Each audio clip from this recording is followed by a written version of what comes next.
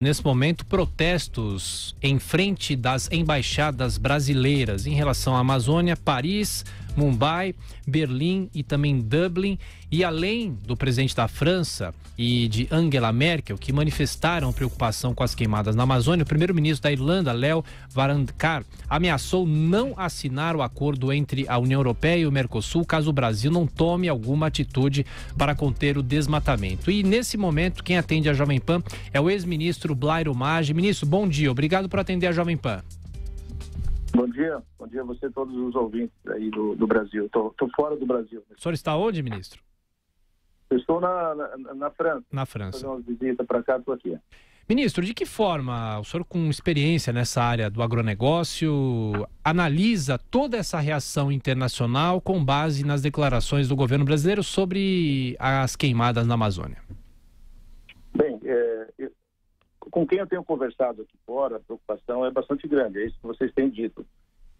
Todo mundo muito preocupado porque aqui de fora não se tem a noção do que acontece, qual é o tamanho da Amazônia também, né? Qual é o tamanho do estrago, vamos chamar assim, né?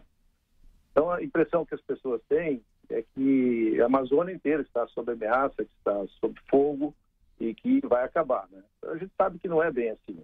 Mas o posicionamento do governo, o discurso que foi implementado, ele acabou criando essa instabilidade, essa preocupação, e ela criou força, e agora temos que tentar demonstrar que a preocupação ela é válida, mas ela não é tão grave quanto está se propagando aqui fora nesse momento.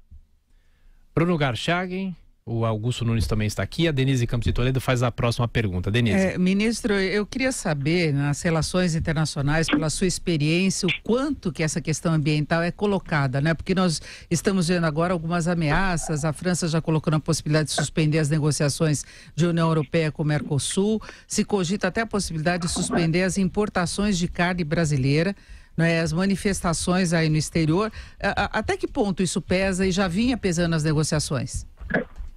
Olha, o peso, eu diria assim, é um peso total. Desde que eu me conheço por gente, que a gente trabalha no mercado internacional, sempre essa questão de Amazônia, desmatamento, sempre foi colocado como uma das questões prioritárias nas negociações que o Brasil tem e que as empresas brasileiras têm fora. Com todo esse movimento, retrocedeu isso, né? Ficou muito mais evidente, e todas as garantias que nós dávamos como empresários, e o Brasil dava também através dos nossos controles, questão de desmatamento e tudo mais, isso acabou ficando muito evidente agora. E as ameaças que tem contra o Brasil e contra as empresas, elas são reais. E daí vem a grande preocupação, porque todos nós dependemos muito, né? O Brasil depende muito das exportações agrícolas e pecuárias. Então é uma questão que pesa e a tendência é ficar cada vez pior essa relação. A gente tem recebido muitos pedidos de informação, o quanto esses incêndios, esses desmatamentos, eles estão relacionados com a produção atual que a gente faz. Claro que não tem nada a ver uma coisa com a outra, mas é o que está pesando agora e a preocupação é bastante grande mesmo. Ministro, quem faz a pergunta agora é José Maria Trindade, direto de Brasília. Estamos conversando com o ex-ministro Blairo Maggi. Zé Maria, bom dia, Zé. É isso, muito bom dia, ministro. Olha, ministro, o senhor falou aí do discurso do governo e também a postura do governo. Acabou reduzindo anos de trabalho aí, tentando separar o que é a produção de alimentos e de carne no Brasil e a preservação do meio ambiente por aqui e das florestas, tentando tirar a ideia de que se desmata a floresta amazônica para criar boi e para plantar soja. O que o governo deve fazer? Qual é o papel agora para reverter esta imagem negativa que se formou? Bem, vamos ter que retomar todo um trabalho que foi feito, né? Porque nós tínhamos avançado bastante já. E até as ONGs internacionais, os próprios mercados, haviam entendido que se fez um esforço muito grande nos últimos anos no Brasil para separar o que é o agronegócio, que é uma produção sustentável, e separar daquilo que é grilagem, aquilo que é mal feito, desmatamento ilegal, e que nós vimos no Brasil, vinha combatendo esse tipo de coisa. Eu acho que o discurso que foi feito passa a impressão que houve uma liberalização disso. A gente sabe que não mudou nenhuma lei no Brasil. Não se facilitou a vida de ninguém.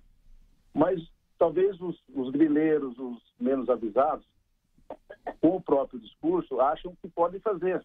E aí a gente viu um crescimento do desmatamento há uns 2 meses atrás, e agora o fogo. É bem característico desse tipo de situação. Primeiro derruba, depois bota fogo, né?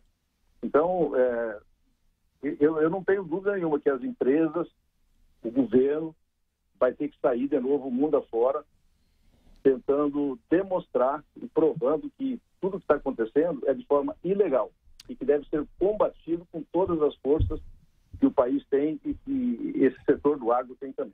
Ministro, Augusto Nunes, eu queria saber o seguinte, ministro, se o desmatamento efetivamente aumentou fora do previsto, do normal, e quais são os responsáveis por isso? Quem desmata? Ou queima? Quem desmata normalmente é quem está à margem da lei.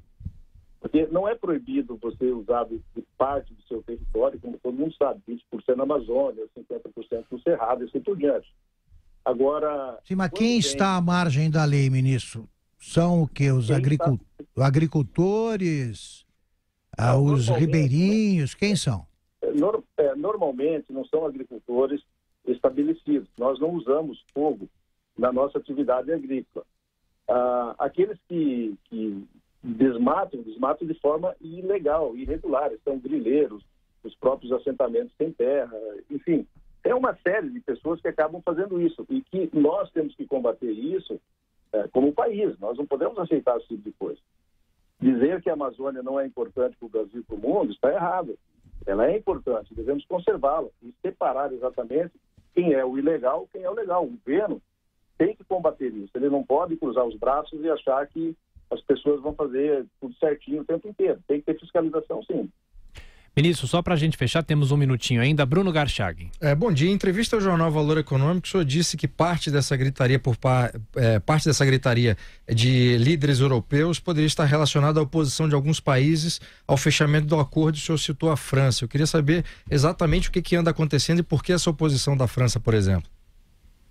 A França sempre foi muito contrária. A França e a Irlanda são os 2 países que têm mais resistência a esse tipo de acordo, né? Porque nós somos um concorrente bastante forte e eles defendem muito a agricultura deles. Então, quando eu disse isso, eu quero dizer o seguinte, que essa situação criada no momento que nós estamos vivendo pode sim servir de uma força contrária para o fechamento desses acordos, tá? E isso é evidente que vai acontecer. Quem é contrário à posição do Brasil ou do Mercosul com a comunidade europeia está usando esses argumentos para deixar cada vez mais longe esse acordo, o que é lamentável, né? Porque são 20 anos de trabalho, vários governos passaram e se conseguiu fazer um acordo, não é um acordo dos sonhos do Brasil nem da Argentina, mas é um acordo possível que foi feito. Perder esse esforço agora significa retroceder muitos anos nas negociações. Ex-ministro Blairo Maggi, mais uma vez, muito obrigado por atender a Jovem Pan. Bom fim de semana, até a próxima. Tá bom, obrigado.